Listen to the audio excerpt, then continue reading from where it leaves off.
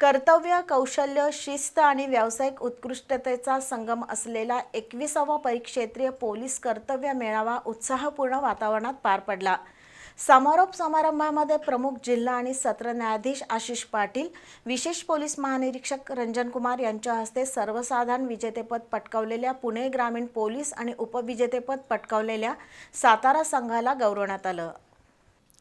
Kolhapur परिक्षेत्रीय police कर्तव्य मेळाव्याचं यंदा कोल्हापुरात आयोजन करण्यात आलं होतं।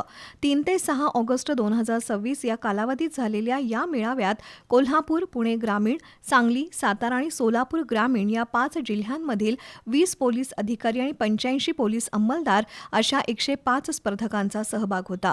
त्यामध्ये बॉम्ब शोधक आणि नाशक पथक, गुन्ह्यांचा तपास, वैद्यकीय चाचणी, संगणकीय ज्ञान, दुचाकींचा तपास या स्पर्धांचा समावेश होता।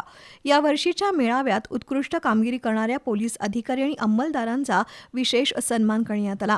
अशा कर्तव्य मेळाव्यांमुळे पोलीस अधिकारी आणि अंमलदार यांच्यात निरोगी स्पर्धा निर्माण होऊन त्यांच्या कार्यक्षमतेत वाढ होत असल्याचं मान्यवरांनी नमूद केलं। कार्यक्रमाच्या शेवटी यजमान म्हणून फडकवलेला कोल्हापूर परिक्षेत्रीय पोलीस कर्तव्य मेळावा 2026 चा ध्वज विधिवत उतरवून पुढील संयोजकांकडे सुपूर्द केला।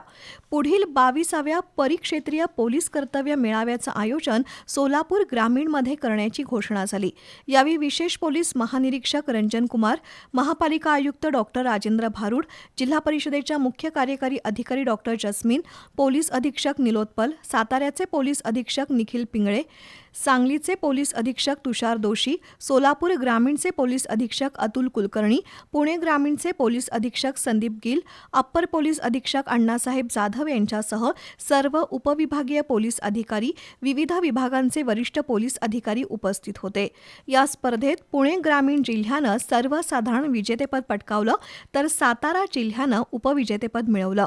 विविध स्पर्धांमधील प्रथम, द्वितीय आणि तृतीय क्रमांक प्राप्त स्पर्धकांना मान्यवरांच्या हस्ते पदकं, प्रशस्तीपत्र आणि बक्षिसं प्रदान करण्यात आली।